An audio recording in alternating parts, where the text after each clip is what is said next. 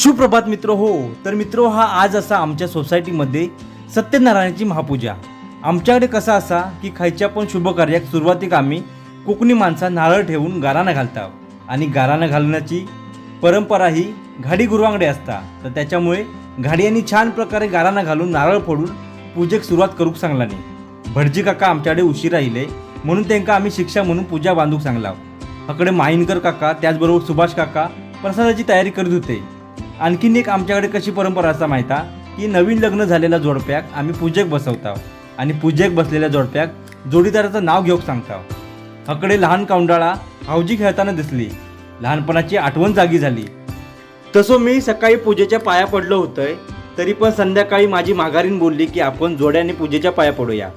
पूजेचा प्रसाद चिवडो आणि कचोरी जाम पोटात चेपलंय आणि आपल्या गावाकडील चालू असलेल्या भजनामध्ये मी दंग होऊन गेलोय.